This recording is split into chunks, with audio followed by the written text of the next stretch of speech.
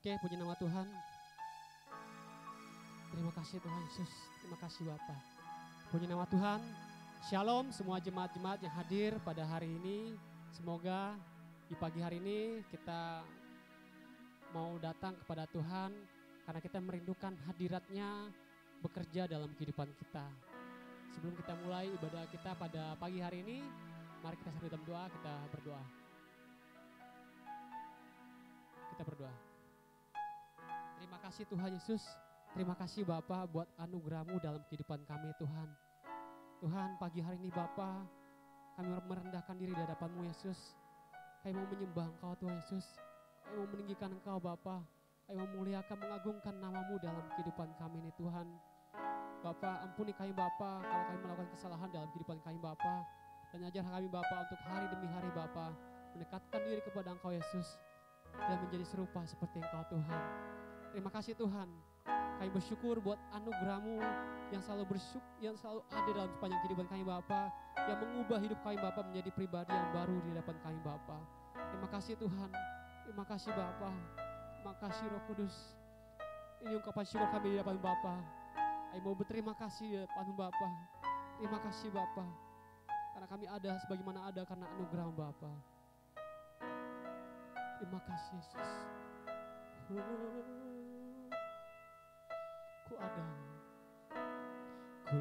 ada sebab anugerah-Mu. Ku ada karena kasih-Mu, Tuhan Yesus. Ku berterima kasih buat kasih rahmat-Mu. Ku ada sebab anugerah-Mu. Ku ada karena kasih-Mu, Tuhan Yesus. Ku berterima kasih buat kasih rahmat-Mu. Terima kasih, terima kasih Yesus, Yesus. Terima kasih karena anugerah-Mu buat hidupku sekarang. Ku kan memuji-Mu selamanya. Kita angkat puji dari awal, sama-sama katakan ku ada sebab anugerah-Mu. Ku ada karena kasih-Mu, Tuhan Yesus. Ku berterima kasih buat kasih rahmat-Mu. Terima kasih, terima kasih Yesus, Yesus. Terima kasih, terima kasih karena anugerah-Mu buat hidupku sekarang. Ku kan memuji-Mu selamanya. Terima kasih, terima kasih Yesus, Yesus, Yesus. Terima kasih karena anugerah-Mu buat hidupku sekarang. Ku kan memuji-Mu selamanya. Terima kasih, lebih dalam lagi. Terima kasih Tuhan Yesus, Yesus. Terima kasih karena anugerah-Mu buat hidupku sekarang.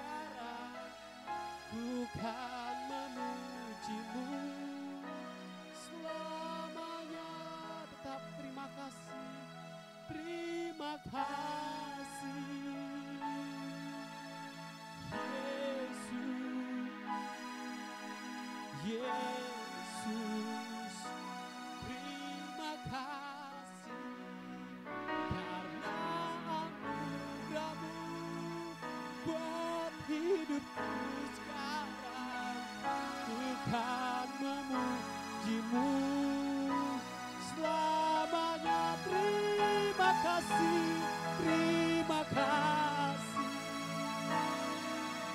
Oh Yesus, Yesus, terima kasih karena anugerah-Mu buat hidupku sekarang.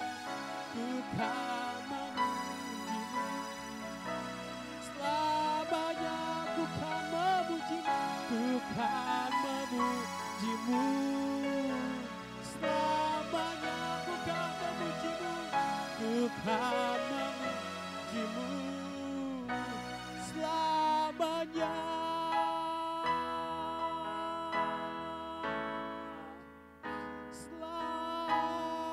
Selamanya Tuhan, kami memuji nama-Mu Bapa. Haleluya. Yesus Tuhan, Yesus Bapa, Yesus Roh Kudus. Haleluya. Kami bersyukur, kami memuji nama-Mu Bapa. Terima kasih Tuhan, terima kasih Bapa.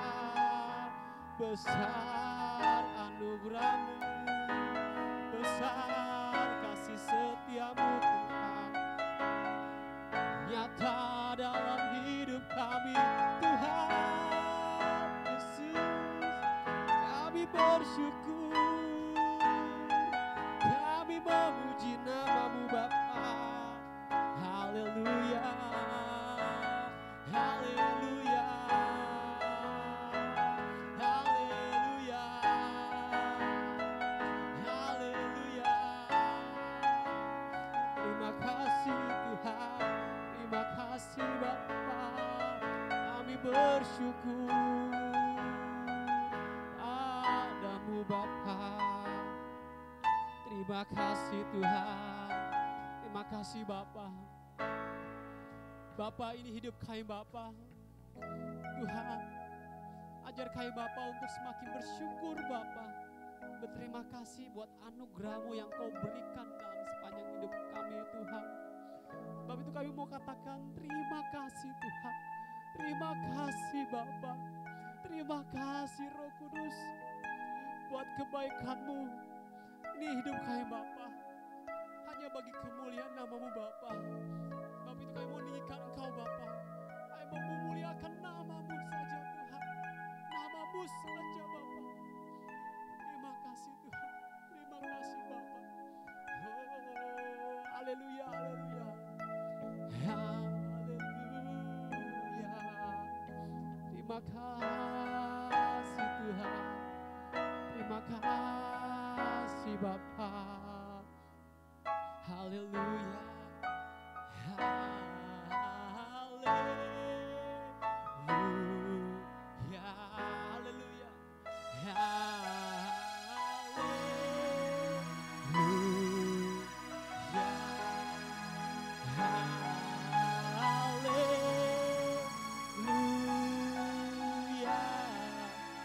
Haleluya.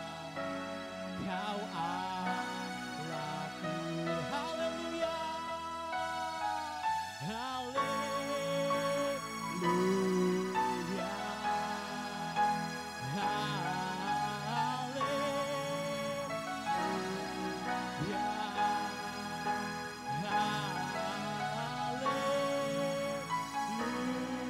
Haleluya.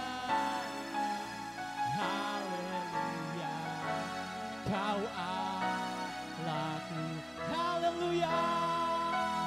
Haleluya.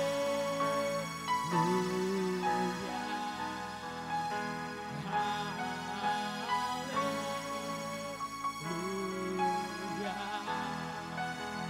Haleluya.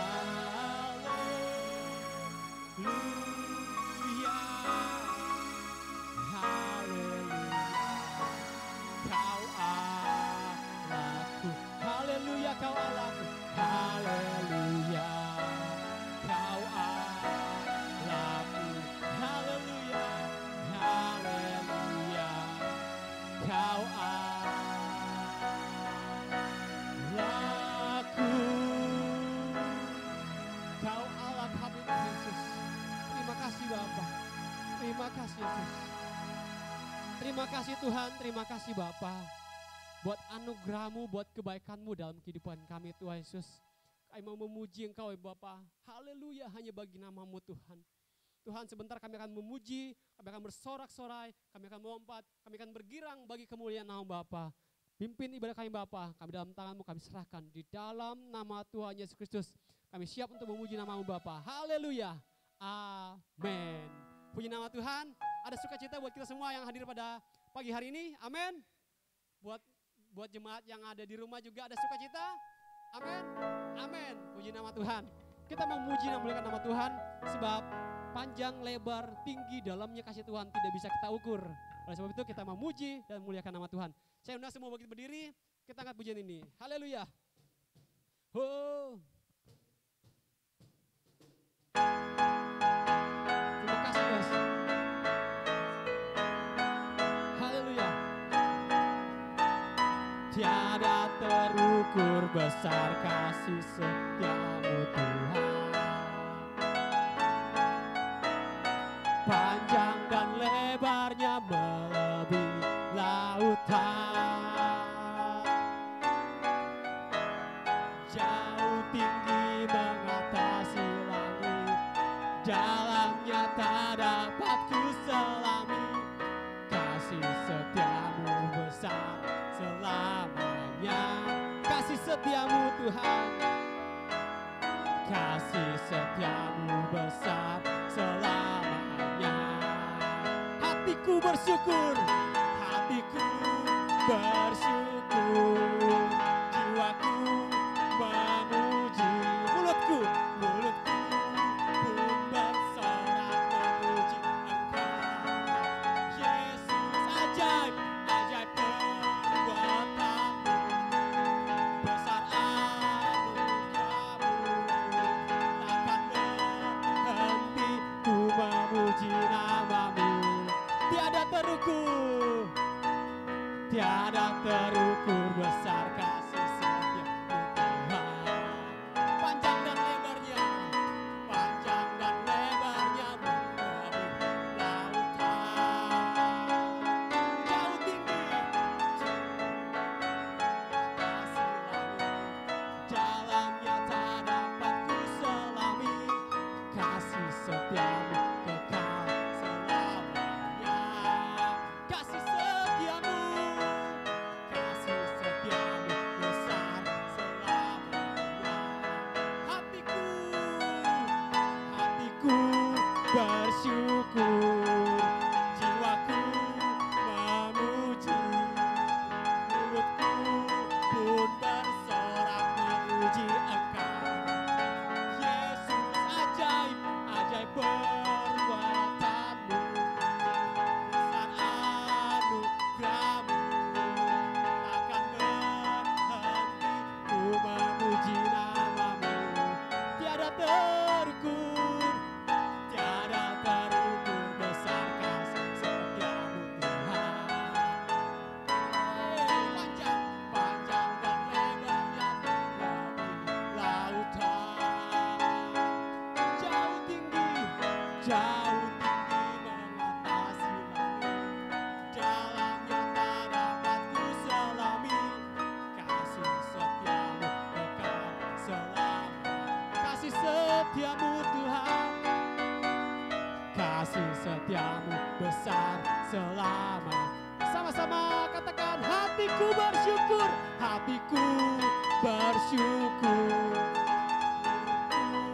memuji, mulutku pun bersorak memuji. Yesus, ajaib, ajaib perbuatan-Mu, besar anugerah-Mu, takkan berhenti ku memuji nama-Mu. Tiada terukur, tiada terukur besar kasih setia-Mu Tuhan. Panjang dan lebarnya melebihi lautan,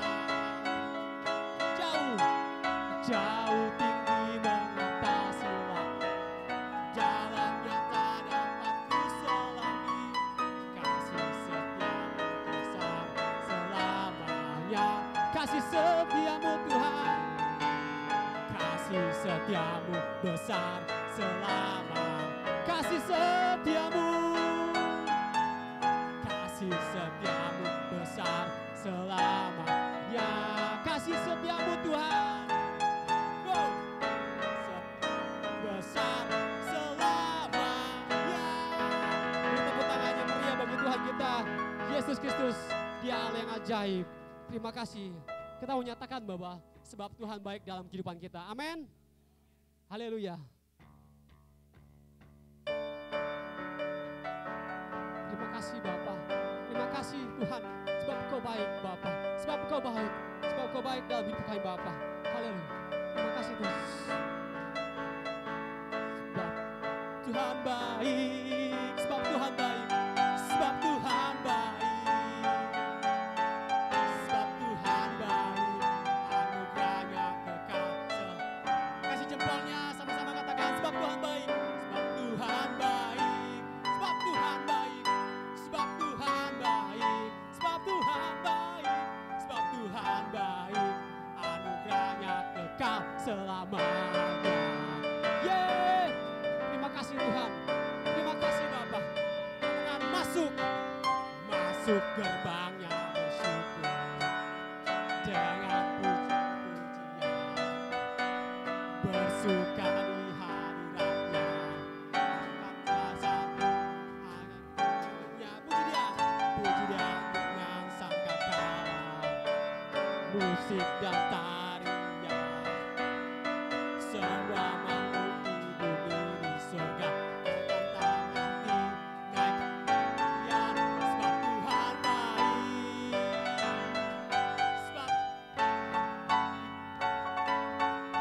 Sebab Tuhan baik. Anugerahnya kekal selamanya. Sebab Tuhan baik. Tuhan. Sebab Tuhan baik. Tuhan baik. Sebab Tuhan baik. Anugerahnya kekal selama. Sebab Tuhan baik. Angkat jempol.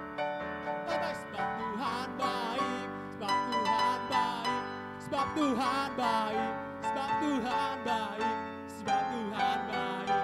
Anugerahnya kekal selamanya. Lebih tinggi lagi. Angkat jempol katakan. Sebab Tuhan baik. Sebab Tuhan baik. Sebab Tuhan baik. Sebab Tuhan baik. Sebab Tuhan baik. Anugerahnya kekal selamanya. Sebab Tuhan baik anugerahnya. Sebab Tuhan baik anugerahnya kekal selamanya. Sebab Tuhan baik. Sebab Tuhan baik anugerahnya kekal selamanya. Yeay. Silakan duduk semua jemaat Tuhan. Kita bersyukur buat anugerah Tuhan yang kekal untuk selama-lamanya dalam sepanjang kehidupan kita. Amin. Puji nama Tuhan. Kita akan mendengarkan kebenaran firman Tuhan. Dan saya rindu untuk kita semakin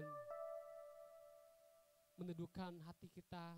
Kita mau membuka hati kita. Kita mau menyatakan kerinduan kita untuk mendengarkan kebenaran firman Tuhan. Kenapa? Karena firman Tuhan itulah yang bisa menguatkan kita, yang menjadi pegangan kita untuk tetap kita bertahan dalam iman kita kepada Tuhan, untuk tetap membuat kita semakin kuat di dalam Tuhan, sehingga kita ketika dihempas oleh masalah badai, kita tetap kuat, kita tetap tegar, karena firman itu yang menguatkan kita. Terima kasih Tuhan, terima kasih Bapa, terima kasih buat anugerah-Mu Bapa. Ini hidup kami Bapa, kami serahkan dalam tangan Bapa. Anugerah-Mu, anugerah-Mu kepadaku tak pernah berubah. Perbuatan-Mu terlukiskan di dalam hatiku. Tercengangku dibuat-Mu, ku kagum padamu. Tak henti-henti hidupku luput darimu.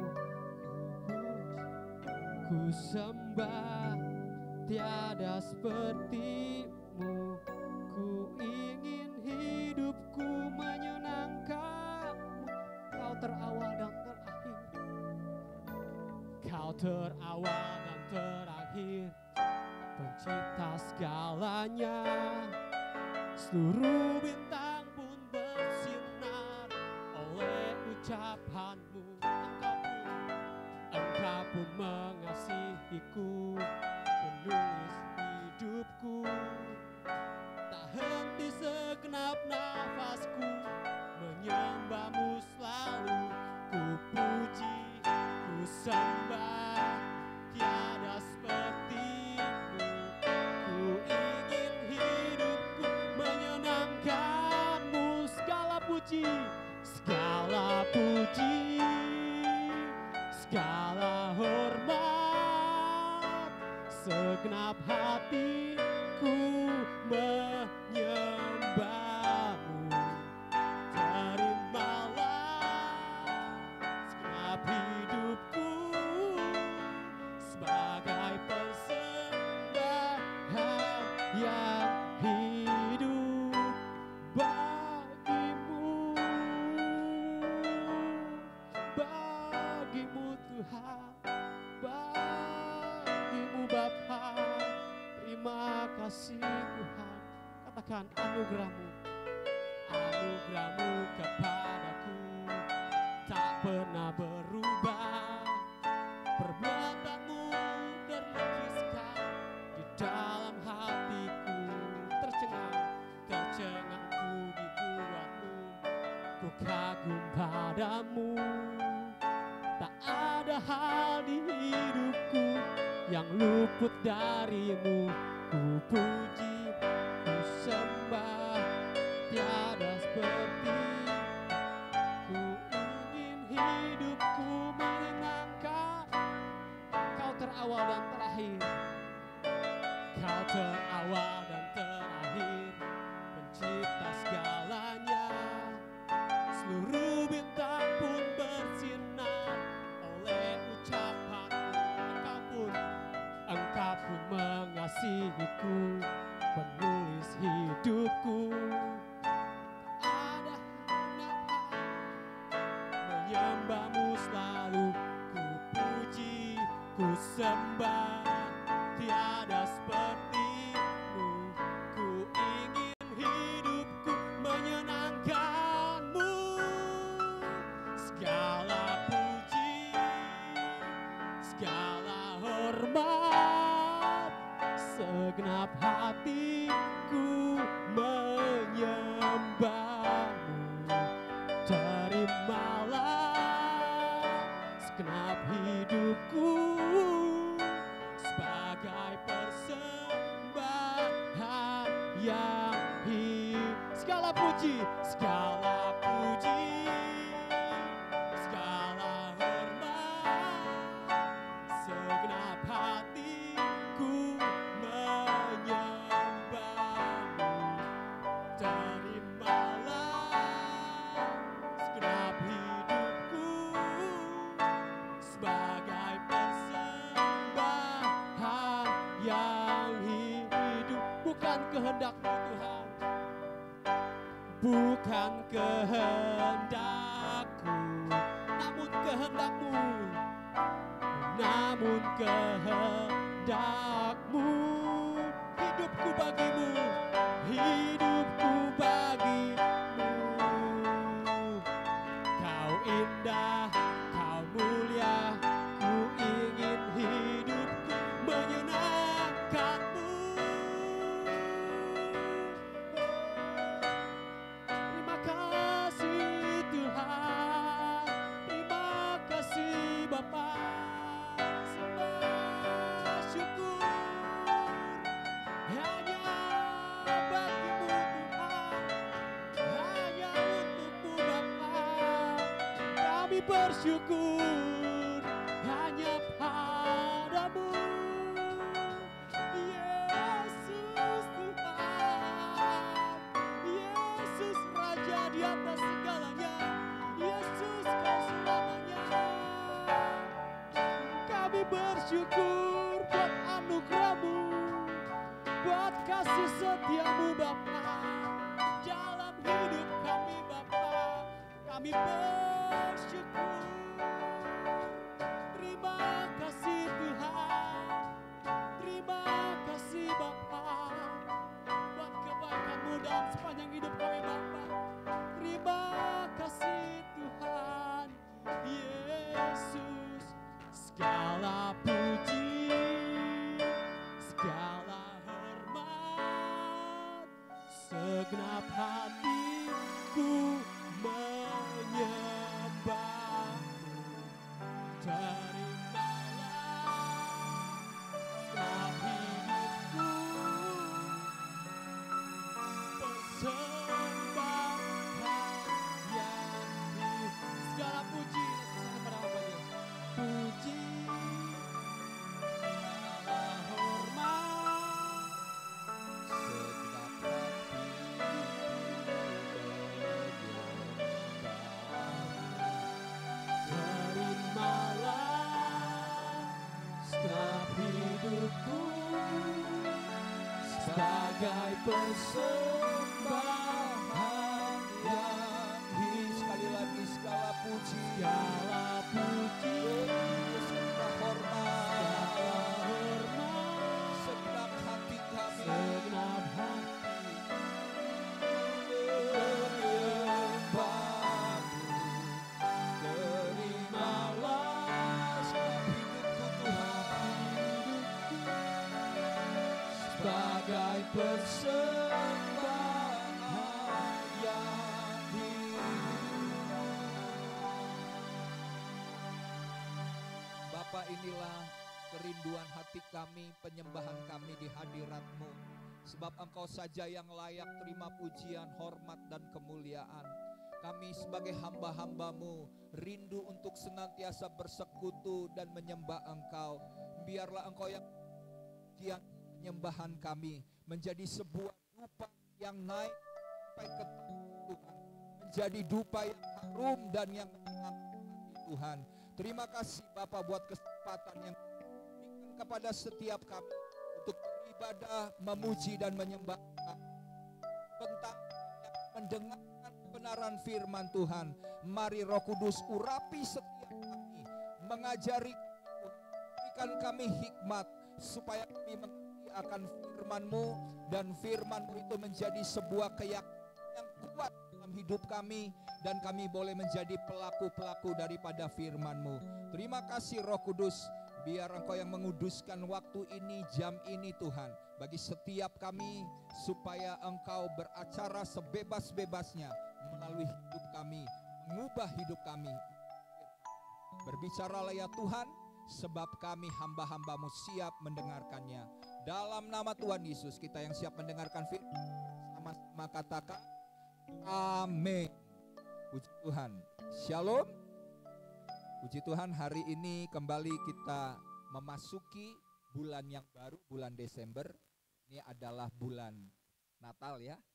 Kita lihat sudah ada pohon-pohon Natal di beberapa tempat seperti mal-mal, dan juga beberapa rumah daripada jemaat juga sudah mulai dihiasi dengan pohon-pohon Natal.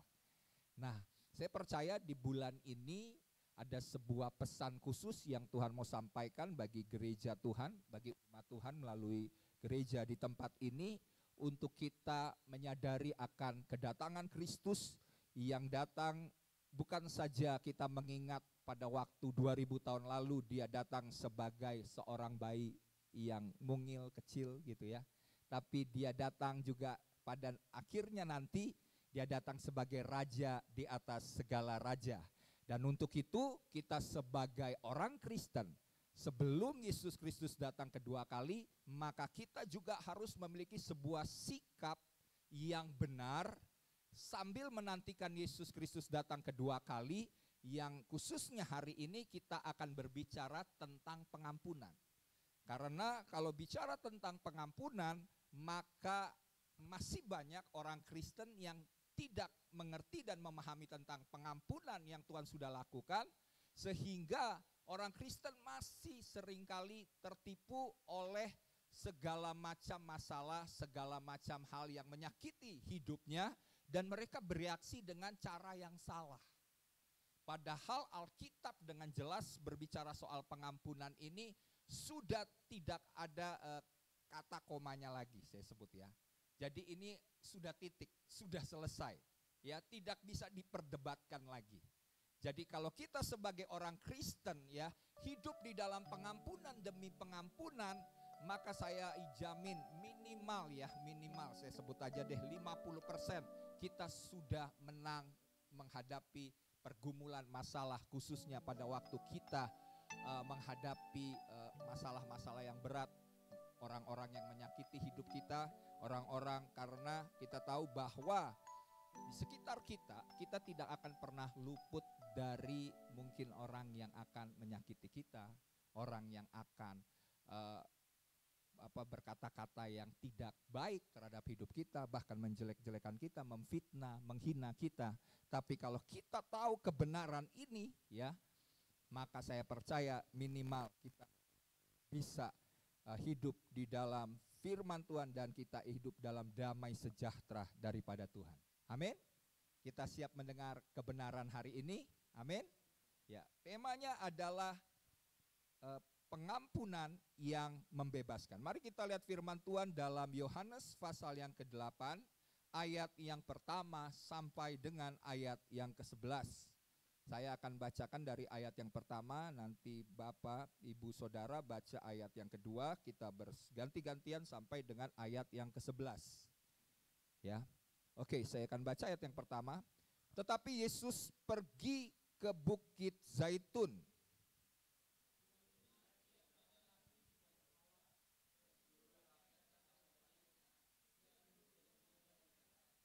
Maka ahli-ahli Taurat dan orang-orang Farisi membawa kepadanya seorang perempuan yang kedapatan berbuat zina. Mereka menempatkan perempuan itu di tengah-tengah.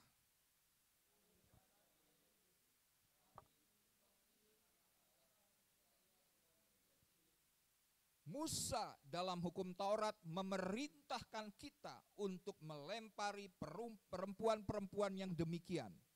Apakah pendapatmu tentang hal itu?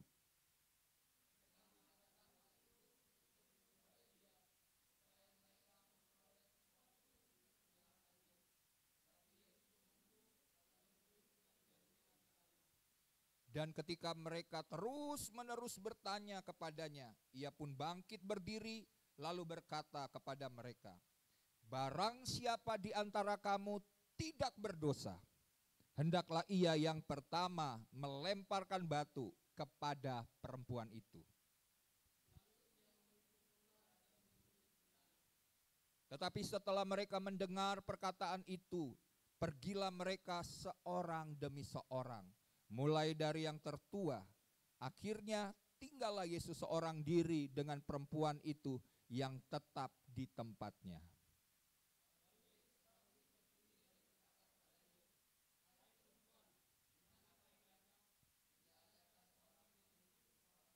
Jawabnya, tidak ada Tuhan. Lalu kata Yesus, aku pun tidak menghukum engkau. Pergilah dan jangan berbuat dosa lagi mulai dari sekarang. Nah, kita lihat akan pembacaan kisah di atas yang kita baca ini tentang seorang perempuan. Ya, perempuan ini mungkin bukan seorang perempuan sundal, tapi perempuan ini adalah perempuan yang kedapatan. Ya, bahasa zaman sekarangnya ketanggor gitu ya. Ketahuan dia sedang berbuat zina. Nah, kalau pada zaman Musa, hukum itu jelas. Orang yang kedapatan berbuat zina, maka hukumnya adalah dihukum mati. Ya, nah ini sesuatu hal yang diperhadapkan kepada Yesus. Kalau kita baca ayat ini, bagaimana orang-orang ini, yaitu ahli-ahli Taurat dan orang-orang Farisi, membawa perempuan itu ke tengah-tengah. Maksudnya di hadapan Yesus. Tujuan daripada orang-orang itu ya untuk bawa akan perempuan yang berbuat zina itu ke hadapan Yesus adalah yang pertama, mereka ingin terdakwa ini diadili. Perempuan ini nggak bisa menghindari, karena kenapa? Dia ketahuan, kedapatan. Kalau misalnya belum ketahuan mungkin masih bisa menghindar, tapi dia kedapatan, terlihat, ketahui bahwa berbuat zina. Jadi ahli-ahli Taurat dan orang-orang Farisi mau supaya si terdakwa ini diadili sekarang. Karena kenapa? Karena menurut hukum Yahudi, orang yang demikian ini harus dihukum mati oleh rakyat, orang banyak, yang pelaksanaannya ya diperbolehkan oleh penguasa-penguasa Romawi.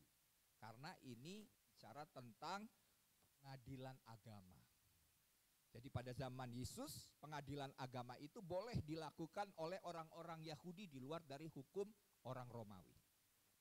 Jadi waktu itu Yesus diperhadapkan kepada perempuan yang kedapat buat zina ini oleh ahli-ahli Taurat dan orang Farisi. Nah, yang kedua, mereka juga meminta penghukuman dari Yesus. Jadi mereka seakan-akan mempering Yesus untuk membuat sebuah keputusan yang penting bahwa orang ini seharusnya kan dihukum. Begitu ya. Nah, pertanyaannya adalah bukan soal ya perempuan itu jelas telah berbuat dosa, begitu ya. Tapi ternyata ya dalam ayat ini yang kita baca, kalau kita perhatikan, ternyata motif tujuan daripada ahli-ahli Taurat dan orang Farisi ini hatinya tidak tulus. Di dalam ayat yang ketiga sampai dengan ayat yang keenam jelas bahwa sebenarnya mereka itu sedang mencobai Yesus. Ya, mereka sedang merancangkan untuk menjerat Yesus melalui perangkap yang mereka sediakan. Ya, jadi ini adalah sebuah bahasa zaman sekarang, jebakan gitu ya. Jebakan Batman lah, apalah istilahnya gitu ya. Ini adalah sebuah jebakan. Jadi kelihatannya tulus, kelihatannya hendak menegakkan sebuah hukum, tapi di balik itu semua ada sebuah rencana jahat, yaitu untuk menjerat Yesus supaya mereka memperoleh sesuatu untuk menyalahkan Yesus. Karena selama ini mereka tidak mendapatkan sesuatu hal yang bisa menjadi alasan untuk mereka bisa menangkap Yesus. Karena Yesus tidak pernah berbuat salah. Tapi mereka pikir ini adalah momen yang paling tepat. Ini adalah cara yang paling, menurut mereka paling benar. Ini mungkin Yesus akan mengambil sebuah keputusan yang salah. Dan mereka berpikir, wah ini pasti Yesus akan kena jebakan. Nah, yang pertama yang kita bisa mengerti dulu ya, saya jelaskan dulu ya. Jebakan yang mereka buat terhadap Yesus yang pertama adalah jika Yesus menyetujui penghukuman ya, penghukuman berdasarkan hukum Taurat ini dengan membiarkannya terlaksana, berarti Yesus bilang, udah memang dia layak dihukum mati, udah lempari aja dia dengan batu. Kalau Yesus bicara seperti itu, maka apa yang terjadi? Maka mereka akan mencela Yesus. Orang-orang Farisi dan ahli Taurat ini akan mencela Yesus. Karena kenapa? Karena kan Yesus ini dikenal sebagai orang yang memiliki sikap, memiliki hati, ya, memiliki pribadi yang menerima orang-orang berdosa. Ya, Yesus ini dikenal sebagai orang-orang yang bergaul dengan pemungut-pemungut cukai. Juga orang yang menerima akan perempuan-perempuan sundal, ya, perempuan-perempuan pezina, ya. Nah, kalau seandainya menetapkan akan hukum ini, berarti Yesus sudah tidak sejalan lagi dengan pribadi dan sifatnya yang bisa menerima orang berdosa. Nah, sebaliknya yang kedua adalah jika Yesus membebaskan perempuan itu, kalau tadi dihukum menyetujui hukuman, kalau yang kedua jika Yesus membebaskan perempuan itu, maka mereka akan memandang Yesus sebagai apa? Musuh bagi hukum Musa, pelindung dari para penjahat, atau disebut juga sebagai orang yang membuat bahwa dia adalah menentang hukum-hukum Musa dan akan memperkuat prasangka yang sengaja dibuat, prasangka buruk yang sudah dibangun dalam diri Yesus, apa yang dibuat oleh orang Farisi ini, yaitu bahwa yang semakin gencar mereka sebarkan ini adalah bahwa dia datang untuk meniadakan hukum Taurat dan atau kitab para nabi. Jadi sebenarnya Yesus sedang mengalami dilema. Makanya apa yang dilakukan oleh Yesus? Dia menuliskan di tanah gitu ya. Kira-kira ada yang mungkin memberikan penafsiran, Yesus tulis apa gitu ya di tanah ya. Ya kan yang dibilang, wah mungkin Yesus tulis hukum Musa. Dia ingat-ingat dulu hukum Musa. Mungkin dia lupa ada pasal-pasal tertentu yang menjelaskan boleh nggak dihukum, boleh nggak tidak dihukum gitu ya. Dia tulis hukum pertama, kasihilah Tuhan, yang pertama, jangan adamu Allah lain di hadapanku. Wah, dia tulis sampai 10 atau apalah. Nah, banyak penafsir-penafsir yang menilai kira-kira apa yang ditulis oleh Yesus. Ya udah, kita daripada bertanya-tanya, kita juga nggak pernah menulis ya apa yang dituliskan oleh Tuhan Yesus. Ya sudah, saya percaya Yesus mungkin sedang menimbang-nimbang perkara ini. Atau mungkin Yesus sekutu dengan Bapa. Dia bertanya, karena dia senantiasa bersekutu dengan Bapa melalui Roh Kudus ya, dia bertanya, Roh Kudus bagaimana ini menangani kasus ini? Ya, tapi Roh Kudus mungkin belum jawab-jawab gitu. Jadi Yesus asik nulis di tanah kan. Karena di dalam ayat ini didesak terus oleh ahli Taurat. Dipaksa untuk mengambil sebuah keputusan. Sebenarnya kan Yesus gak berhak istilahnya untuk menetapkan hukuman. Ya dia siapa ya, kan dia cuma punya pengikut, dia hanya sebagai rabi, sebagai guru. Tapi sebagai orang-orang yang mencari masalah gitu ya, cari gara-gara ya kan.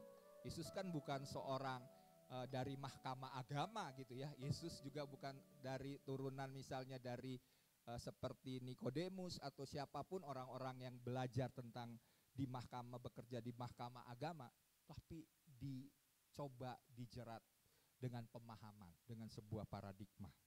Apa yang harus Yesus ambil untuk keputusan ini? Nah, kita lihat lagi ya. Jadi di dalam ayat yang kita baca ini, sebenarnya ayat ini bicara soal pengampunan Yesus terhadap perempuan yang kedapatan berzinah. Ini adalah berbicara tentang menggambarkan betapa pengampunan adalah hal yang membebaskan. Ya, bahwa pengampunan itu adalah hal yang membebaskan.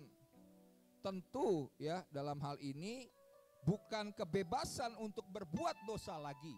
Karena di dalam ayat yang terakhir Yesus berkata, jangan berbuat dosa lagi.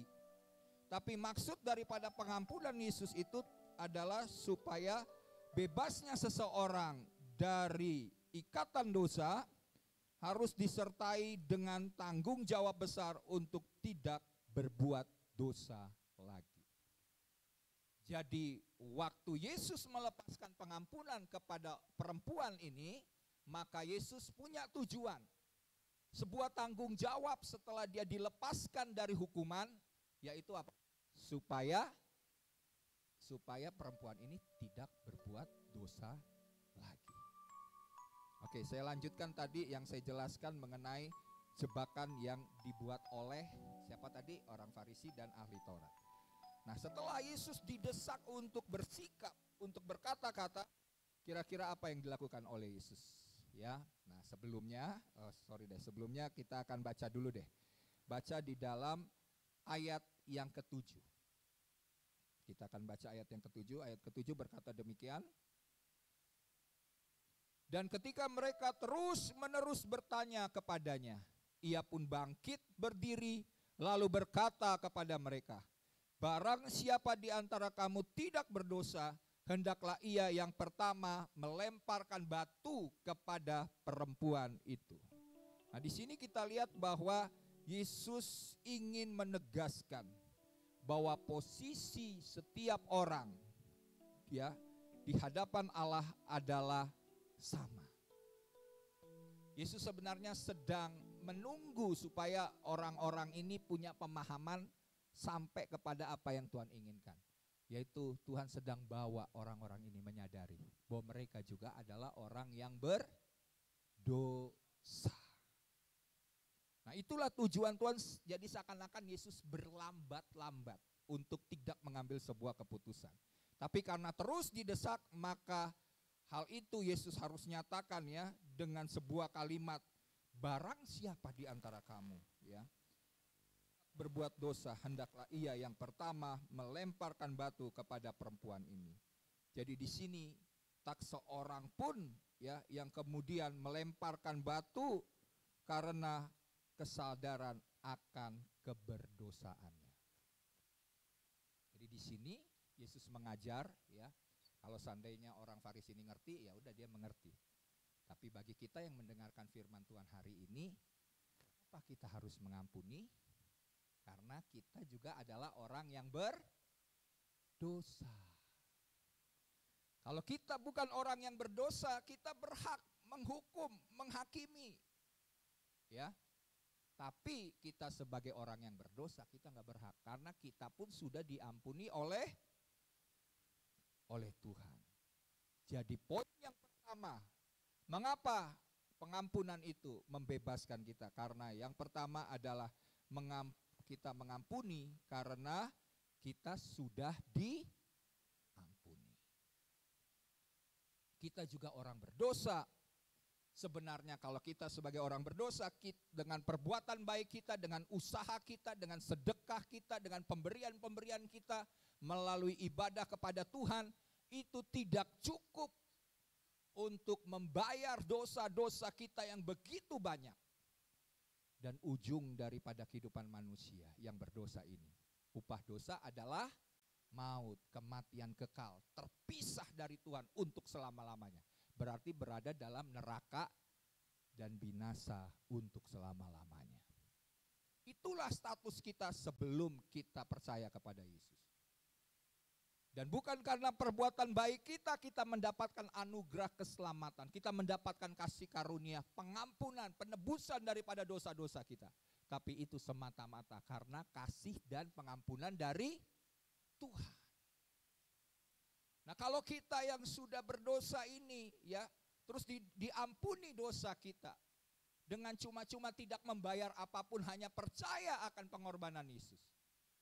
Bagaimana mungkin kita yang sudah ditebus dosa, yang seharusnya tidak bisa membayar dosa kita, diampuni oleh Tuhan. Dan sekarang ada orang yang tidak mengerti tentang pengampunan Tuhan, tentang kasih Tuhan, yang berbuat jahat kepada kita. Sebenarnya Yesus sedang mengajarkan setiap orang untuk belajar mengampuni. Jadi poin yang pertama, kita mengampuni karena sudah diampuni, bahwa kita sudah diampuni melalui pengorbanan Tuhan. Berarti bagian kita adalah melepaskan pengampunan. Amin. Karena kalau kita tidak melepaskan pengampunan, dikatakan bahwa pengampunan itu adalah membebaskan. Berarti kalau kita tidak mengampuni, maka kita juga akan terikat dengan dosa kita. Yaitu dosa tidak mengampuni. Dan waktu kita berdosa, bukan saja kita berdosa, orang lain yang kita tidak ampuni pun juga akan terikat dengan dosanya.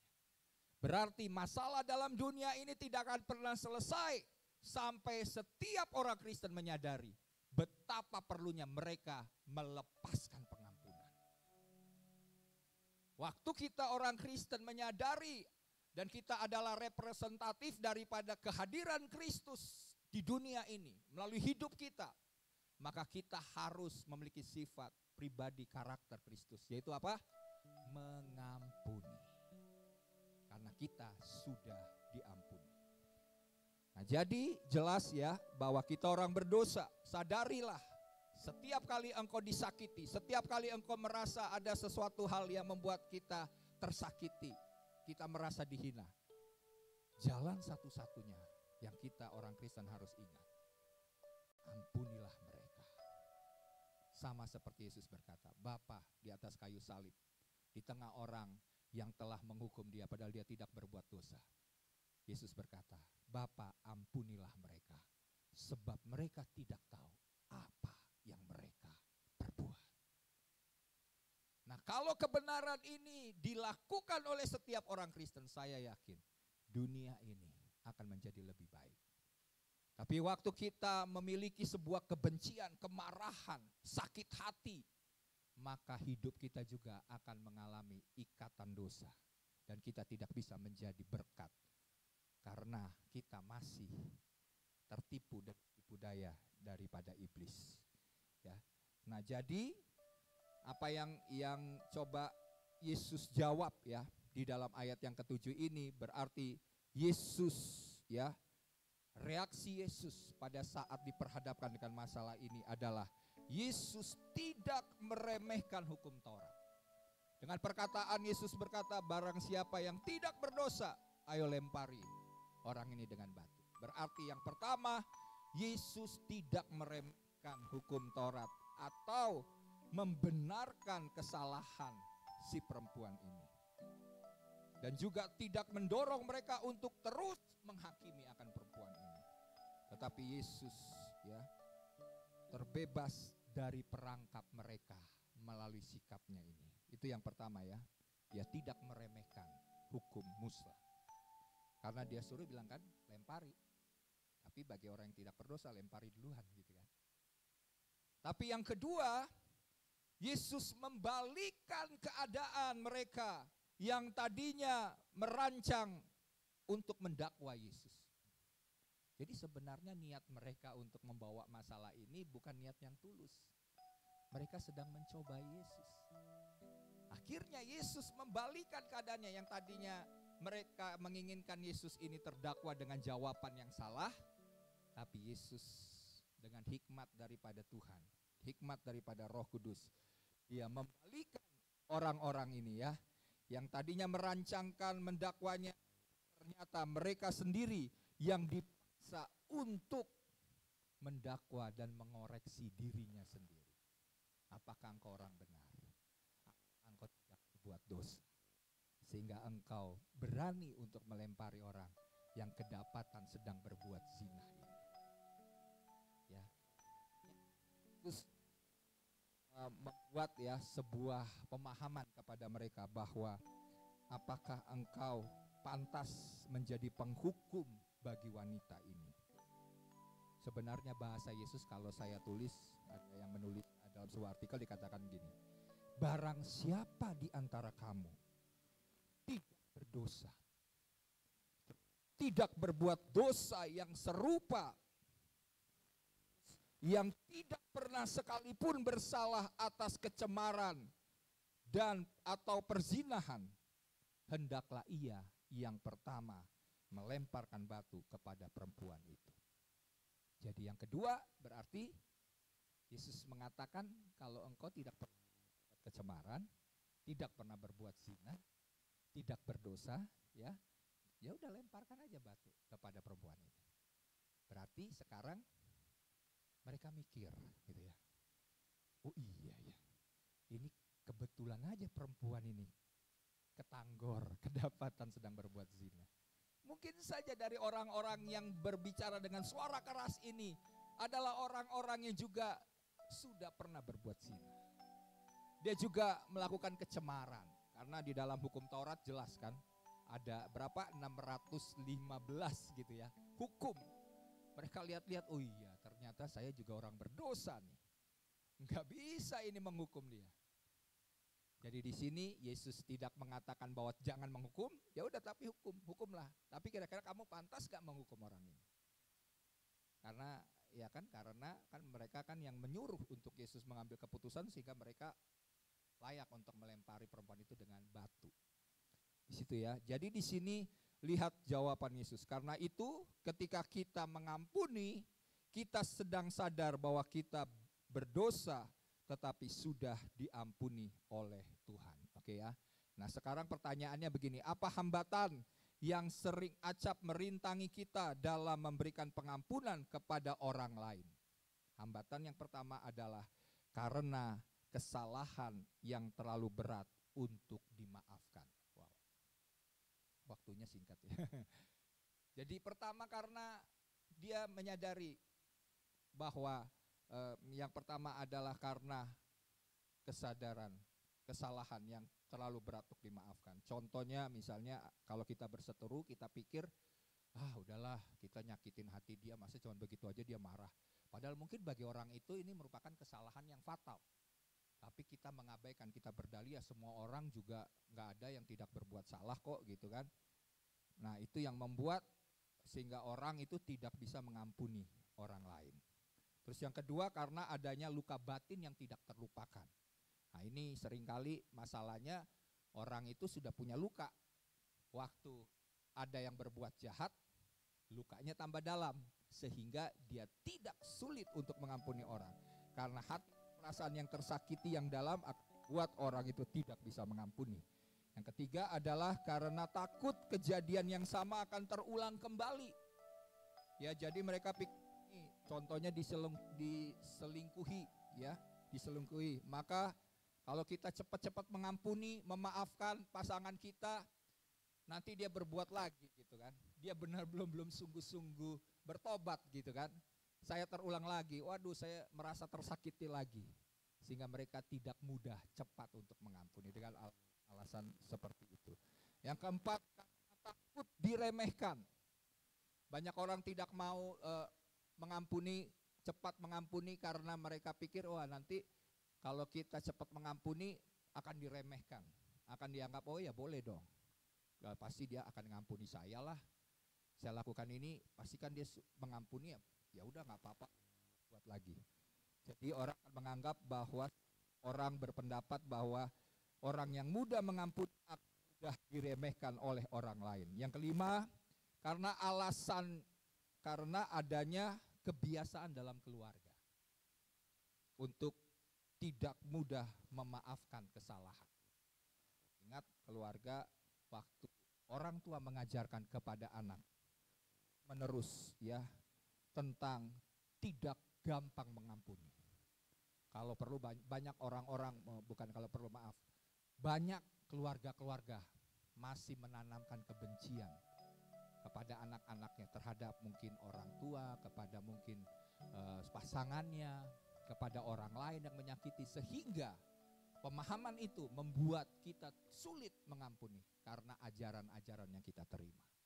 Tapi mulai hari ini, hambatan-hambatan itu sebagai orang percaya, kita bisa selesaikan. Dengan apa? Mengampuni, karena kita sudah diampuni.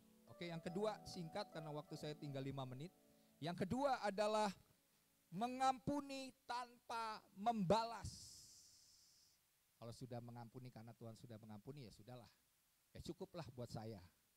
Tapi yang kedua, jangan membalas. Karena kenapa? Di dalam ayat yang ke-7 tadi, seperti yang barang siapa di antara kamu tidak berdosa, hendaklah ia yang pertama melemparkan batu kepada perempuan itu. Jadi pengampunan adalah tindakan yang kita lakukan untuk membebaskan seseorang. Nah, salah satunya lagi dari hak kita untuk membebaskan orang itu, yaitu kita tidak membalas perbuatan. Walaupun itu kita punya hak membalas. Ya masalahnya kan hukum Taurat mengatakan apa? Mata ganti mata, gigi ganti gigi gitu kan. Hukum menjelaskan bahwa dia berbuat salah, ya kita harus balas. Minimal dia harus kena hukuman. Hukuman yang sepantasnya ya, yang selayaknya dia terima. Tapi Alkitab dengan jelas, kalau kita menjadi orang Kristen yang jangan pernah membalas. Karena Alkitab katakan, jangan membalas kejahatan dengan kejahatan, tapi dengan kebaikan. Amin. Itu adalah hal yang jelas. Kemudian juga dikatakan bahwa kita harus mendoakan musuh-musuh kita.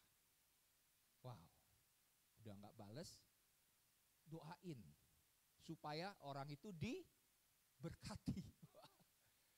Ini aneh nih ya kan, kita kalau orang ikut Tuhan ini ya, kayaknya rasanya aneh, udah gak bales, doain, berkati dia supaya dia berhasil, sukses. Bukan doa-doa yang negatif ya, biar dia inilah, biar usahanya matilah apalah semua. Bukan seperti itu, tapi doa kita adalah doa memberkati, bukan mengutuk. Itulah yang membedakan kita sebagai orang Kristen dengan orang yang tidak mengenal Tuhan. Ya. Jadi dalam hal tidak menolak kecelakaan mereka. Ya, hal ini mengingatkan kita tentang hak membalas itu adalah haknya siapa? Tuhan, bukan haknya kita. Oke ya. Nah, bagaimana kalau kita belajar kebenaran ini? Apa yang kita akan lakukan tentang hal ini? Berarti mari kita belajar kebenaran untuk mengampuni tanpa membalas. Tugas kita bukan untuk membalas kejahatan, tapi tugas kita adalah untuk memberkati. Untuk itulah kita memberkati supaya kita memperoleh berkat. Ya. Nah, kita tidak membalas karena kita memberikan juga kesempatan buat mereka untuk apa? Untuk bertobat. Kalau kita minimal tidak membalas, kita mengampuni orang itu, berarti minimal kita mengizinkan Tuhan untuk mengubah hati dia. Tapi kalau kita tidak mengampuni, kita sedang mengikat dia di dalam dosanya. Berarti kita juga ya kita tidak membiarkan dia untuk sungguh-sungguh bertobat. Karena firman Tuhan katakan bahwa kalau kita mengampuni, kita sebenarnya sedang melepaskan bara api di atas kepala mereka. Bukan berarti supaya mereka hangus dan mati gitu ya, tapi supaya mereka bertobat dan diubahkan oleh Tuhan. Jadi jangan pernah membalas sampai mereka mendapatkan keselamatan yang daripada Tuhan. Yang ketiga, mengampuni dengan tanpa syarat. Dalam ayat yang 11 saya akan baca ayat yang terakhir. Firman Tuhan berkata, jawabnya, tidak ada Tuhan. Lalu kata Yesus, aku pun tidak menghukum engkau, pergilah dan jangan berbuat dosa lagi, mulai dari sekarang. Nah, Yesus mengampuni ya perempuan itu dengan tanpa syarat. Tetapi sekali lagi bukan ya berarti perempuan itu lantas bebas berbuat dosa lagi, tetapi orang-orang yang diampuni itu akan memikul sebuah tanggung jawab untuk merespon anugerah itu dengan benar, yaitu dengan hidup sesuai dengan kehendak Allah. Yesus menyatakan bahwa tanggung jawab yang melekat itu adalah jangan berbuat dosa lagi. Ini adalah tanggung jawab. Jadi kalau kita sudah diampuni, kita punya tanggung jawab yang Tuhan berikan, yaitu jangan berbuat dosa lagi. Mungkin kita bergumul, kita bilang gini, iya Pak, saya kok dengan masalah ini, dengan kasus ini, saya udah minta sama Tuhan. Tapi kok gak bisa lepas-lepas, jangan-jangan ini duri dalam daging yang Tuhan berikan kepada saya. Saya percaya ya, waktu kita menyerahkan hidup kita, segala kelemahan, segala kekurangan yang kita tahu bahwa ini adalah kecenderungan yang berdosa dalam diri kita. Waktu kita menyerahkannya kepada tangan Tuhan, maka Tuhan akan bisa mengambilnya dari hidup kita. Mungkin butuh waktu, harus dikikis sedikit demi sedikit. Tapi pada akhirnya kita akan lihat Tuhan mengubah hidup kita. Ya, kita akan mempunyai respon yang benar. Dan waktu kita mau untuk tidak berbuat dosa lagi, dari dalam hati kita, Tuhan, saya tidak mau jatuh ke dalam lubang yang sama, kepada dosa yang sama. Saya mau lepas daripada kecenderungan dosa ini. Maka Tuhan dengan anugerahnya akan menolong kita. Oleh sebab itu, mari kita mengerti bahwa mengampuni ini dengan tanpa syarat berarti juga bagaimana reaksi kita, tanggung jawab kita untuk tidak berbuat dosa lagi. Dan oleh sebab itu, ya ada pertanyaan mungkin bagaimana kita bisa menjalankan tanggung jawab ini ya setelah menerima pengampunan dari Tuhan. Caranya adalah karena Yesus telah mengampuni kita dan tidak menghukum kita, maka kita harus bertanggung jawab terhadap diri kita sendiri untuk tidak berbuat dosa lagi. Karena pengampunan dari Tuhan yang tanpa syarat itu akan memampukan kita untuk semakin menyerahkan hidup kita yang penuh dengan dosa dan kelemahan. Sehingga dengan anugerah daripada Tuhan, maka kita akan hidup jauh daripada dosa-dosa. Bahkan Alkitab katakan, kita bisa menaklukkan keinginan-keinginan berdosa dalam hidup kita oleh pimpinan daripada Roh Kudus. Saya percaya hidup orang Kristen adalah hidup yang berbeda. Hidup orang Kristen akan terlepas dari semua dosa. Hidup orang Kristen akan berbeda karena kita berbeda dengan reaksi kita berbeda. Kita melepaskan pengampunan karena kita sudah diampuni. Kita melepaskan pengampunan dengan tanpa membalas. Dan kita melepaskan pengampunan tanpa syarat. Sebagaimana Yesus juga sudah mengampuni kita, maka kita juga harus menjadi anak-anak Tuhan yang hidup di dalam pengampunan. Amin. Siap menjadi pelaku firman Tuhan? Kalau kita mau melakukan firman Tuhan ini, saya percaya hidup kita akan sejahtera. Hidup kita akan berbeda. Kita akan senantiasa bersuka cita sekalipun kita mengalami penderitaan dan aniaya. Karena kenapa? Kita melakukan kehendak Tuhan. Terus lepaskan pengampunan. Kalau kita belum bisa mengampuni, minta anugerah Tuhan untuk kita terus melepaskan pengampunan. Karena pengampunan itu membebaskan kita dan membebaskan orang lain. Amin buat firman Tuhan. Mari kita siapkan hati kita. Kita akan masuk dalam perjamuan kudus. Kita berdoa. Bapa, terima kasih buat kebenaran firman-Mu hari ini. Tuhan yang terus mengajari kami, hamba-Mu terbatas Tuhan dalam menyampaikan isi hati Tuhan. Tapi kami percaya akan Roh-Mu yang telah Engkau utus bagi kami. Roh Kudus akan mengajari kami sebuah kebenaran yang kami terima hari ini. Bahwa pengampunan itu sangat dibutuhkan di masa-masa sekarang ini. Dan biarlah itu dimulai dari kehidupan kami sebagai orang-orang percaya Tuhan. Khususnya bagi jemaat Tuhan di tempat ini Tuhan. Dan setiap mereka yang menonton dan menyaksikan Tuhan akan firman Tuhan hari ini Tuhan. Hamba berdoa Tuhan bagi setiap kami. Buat kami menjadi pelaku-pelaku daripada firman-Mu Tuhan. Kami mau menjadi orang-orang yang terbebas daripada dosa Tuhan. Kami menyadari kami orang berdosa, tapi karena anugerah pengampunan Tuhan, kami dibebaskan dari dosa. Oleh sebab itu Bapa, kami mau bawa anugerah pengampunan Tuhan itu kepada orang lain.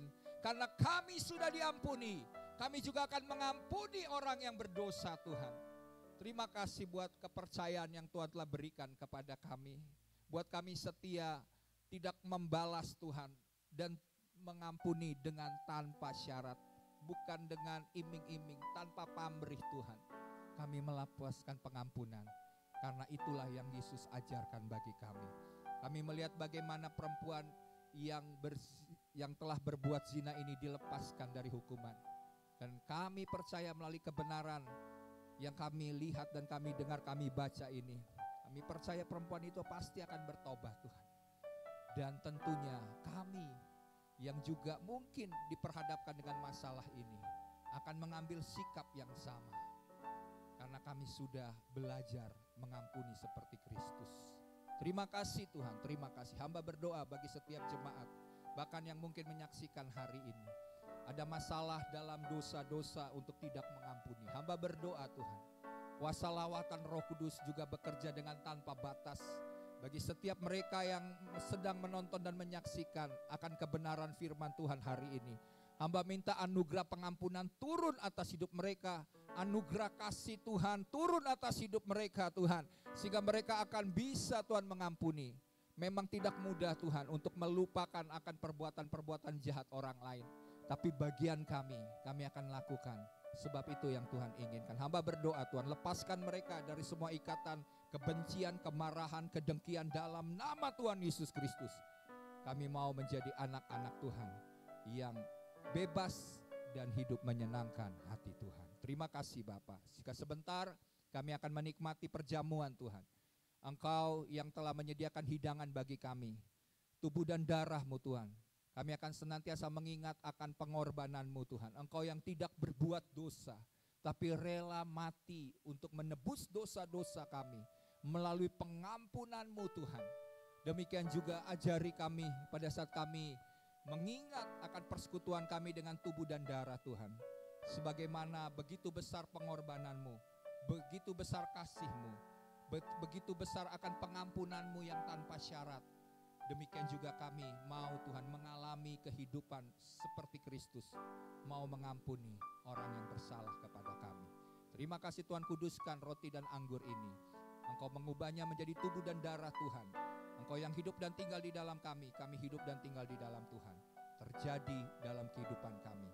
Dalam nama Tuhan Yesus, mari kita siapkan hati dan kita terima perjamuan.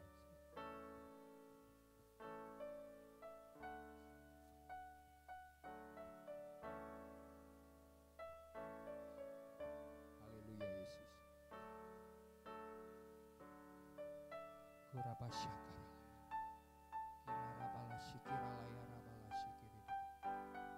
Terima kasih Tuhan.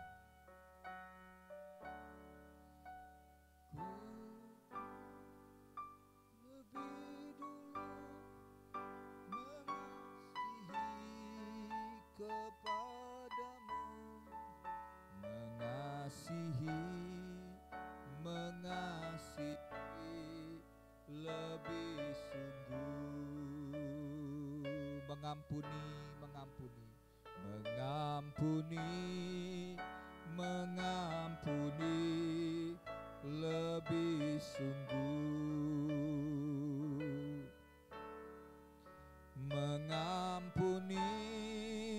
mengampuni lebih sungguh. Tuhan lebih dulu mengampuni kepadaku, mengampuni lebih sungguh. Mari kita bangkit berdiri. Kita yang sudah menerima perjamuan Tuhan, mari kita berdiri, kita angkat roti di atas kepala kita. Sebelum kita terima perjamuan, firman Tuhan berkata, sebab apa yang telah kuteruskan kepadamu telah kuterima dari Tuhan, bahwa Tuhan Yesus pada malam waktu ia diserahkan mengambil roti, dan sesudah itu ia mengucap syukur atasnya, ia memecah-mecahkannya dan berkata, inilah tubuhku yang diserahkan bagi kamu, perbuatlah ini menjadi peringatan akan aku. Sebelum kita makan, Tuhan berkata inilah tubuh Tuhan. Ini menjadi sebuah peringatan bahwa Tuhan yang tidak berdosa rela mati di atas kayu untuk pengampunan dosa kita, untuk penebusan dosa-dosa kita. Sebab itu sebelum kita makan, firman Tuhan juga berkata, masalah dengan orang lain, lepaskan pengampunan. Sebab mengampuni maka itu menjadi berkat, bahkan menjadi kutuk. Oleh sebab itu Tuhan, kami mau belajar kebenaran ini, kebenaran yang dasar, yang hakiki Tuhan. Tetapi banyak seringkali kami tidak melakukan, sehingga banyak daripada kami mengalami penderitaan, oleh karena kami tidak melakukan kebenaran firman Tuhan. Dan mulai saat ini Tuhan, pada saat kami mau terima perjamuan Tuhan, pada saat kami mengangkat roti ini, kami juga mau mengampuni orang yang bersalah kepada kami, sebagaimana Kristus sudah mengampuni kami. Mari kita makan roti ini, dan dengarlah sebelum kita makan firman Tuhan yang berkata, bukankah roti yang telah dipecah-pecahkan ini adalah persekutuan dengan tubuh Tuhan? Mari kita makan dengan iman dalam nama Tuhan Yesus Kristus.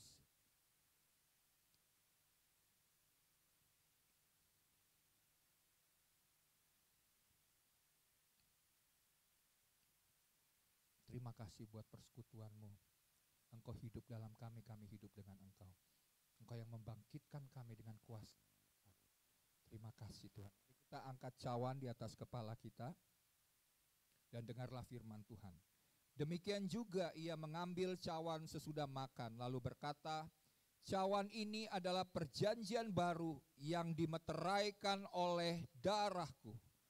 Perbuatlah ini setiap kali kamu meminumnya menjadi peringatan akan aku.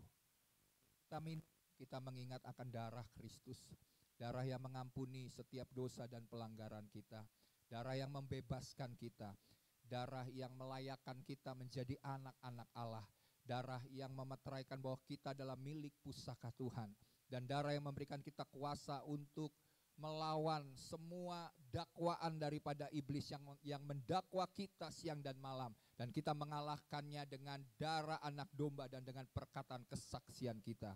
Terima kasih Tuhan buat penebusan-Mu Tuhan. Kami yang berdosa, kami dilayakkan menjadi umat yang lebih daripada pemenang. Kami bebas daripada dosa, kami bebas dari segala keterikatan, sebab kami menjadi pelaku-pelaku daripada firman Tuhan. Terima kasih Bapa, biar Engkau yang menyatu di dalam kami melalui kuasa darah-Mu Tuhan. Darah yang membungkus kami, sehingga apa saja yang kami kerjakan, Tuhan yang menudungi kami, menjauhkan kami dari semua panah api dan kegelapan, menjauhkan kami Tuhan semua dan tipu muslihat kegelapan. Dan jika Tuhan ada di pihak kami, siapakah musuh dan lawan kami? Tuhan yang akan menjadi pembela bagi setiap kami. Dan Tuhan, tidak ada yang dapat memisahkan kami daripada kasih Kristus. Dan lebih daripada itu, kami bukan saja menjadi orang-orang yang menang, tetapi kami adalah orang yang lebih daripada pemenang. Segala janji Tuhan melalui kuasa darah-Mu Tuhan terjadi dan digenapi dalam kehidupan kami. Mari sebelum kita minum akan cawan perjanjian yang baru ini, yang dimeteraikan dengan darah Kristus, dengarlah firman Tuhan yang berkata, bukan syukur ini adalah persekutuan dengan darah Kristus. Mari kita bersekutu dan kita minum dengan iman dalam nama Tuhan Yesus Kristus.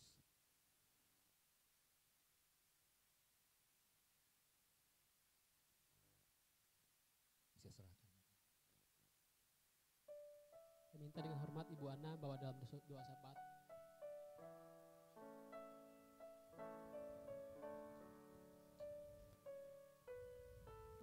Bersatu di dalam doa.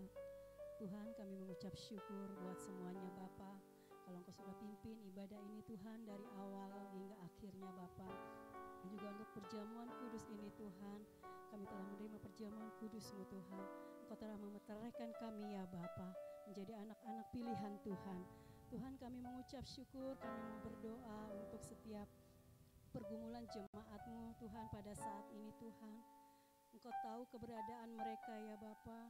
Jika mereka dalam keadaan sakit Tuhan, biarlah bilur-bilur Tuhan yang menyembuhkan mereka. Engkau yang memberi kekuatan bagi setiap umat-Mu Tuhan. Biar mereka terus bersekutu, mereka terus intim kepada Engkau Tuhan. Di mana Engkau senantiasa Tuhan menjawab akan setiap pergumulan umat-Mu ya Bapa. Tuhan, kami juga berdoa untuk umat-Mu Bapa, di mana mereka mungkin dalam masalah keuangan Tuhan. Engkau yang senantiasa mau menjawab Bapa. Engkau menjawab setiap doa-doa mereka dan pergumulan hidup mereka Bapa. Mereka senantiasa mengalami kemenangan demi kemenangan Tuhan. Mereka mengandalkan Engkau sebagai Tuhan dan Juru Selamat mereka Tuhan. Tuhan, kami mau berdoa Tuhan untuk setiap umat-Mu Tuhan di dalam pekerjaan. Biarlah Engkau yang senantiasa memberkati anak-anak-Mu ini Tuhan. Di dalam pekerjaannya mereka boleh menjadi saksi-Mu Tuhan. Mereka boleh menjadi berkat Tuhan. Mereka boleh terus berdampak Tuhan di dalam mereka bekerja Tuhan. Mereka boleh terus Bapa memberikan yang terbaik Bapa. Nama Tuhan yang dipermuliakan di dalam kehidupan anak-anak-Mu Tuhan. Kami juga mau berdoa Tuhan untuk bangsa dan negara kami Tuhan. Engkau lihat Tuhan bangsa dan negara ini Tuhan. Engkau mengasihi bangsa kami Bapa. Biarlah turun Tuhan anugerah-Mu atas bangsa kami. Engkau memberkati setiap pemimpin-pemimpin kami Bapa, baik presiden, wakil presiden dan jajarannya Bapa, dari tingkat tertinggi sampai yang terendah Bapa, dari setiap kota dan pelosok-pelosok daerah Tuhan. Biar kasih anugerah-Mu turun atas bangsa ini Tuhan, damai sejahtera-Mu turun atas bangsa kami Bapa. Biarlah terus Bapa kami boleh melihat kemuliaan-Mu turun atas bangsa ini Tuhan. Engkau ampuni Tuhan setiap kami. Biarlah kami boleh terus Bapa melekat. Pemimpin-pemimpin kami boleh terus bekerja dan takut akan Engkau Tuhan. Biar nama-Mu Tuhan dipermuliakan. Biar banyak jiwa-jiwa dimenangkan di bangsa ini Tuhan. Kemuliaan Tuhan turun atas bangsa ini ya Bapa. Terima kasih Tuhan buat kasih dan belas kasih-Mu atas bangsa ini. Biarlah kami dibebaskan juga Tuhan dari setiap sakit penyakit. Engkau yang akan menyembuhkan setiap mereka yang sakit Tuhan. Setiap mereka yang terkena wabah Tuhan, biarlah banyak yang disembuhkan Tuhan. Semakin mereka mulai menerima kesembuhan yang daripada Tuhan. Di dalam nama Yesus mereka boleh menerima kesembuhan yang daripada-Mu ya Bapa. Terima kasih Tuhan, kami menyerahkan semua ke dalam tangan-Mu ya Bapa. Hanya di dalam nama Tuhan Yesus kami berdoa, kami mengucap syukur.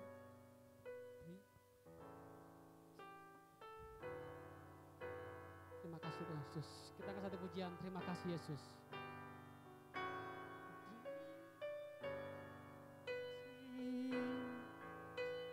Yesus,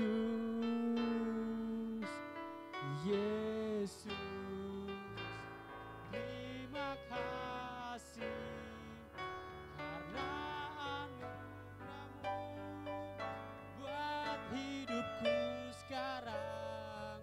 Ku kan memuji-Mu selamanya. Terima kasih, terima kasih. Oh Yesus,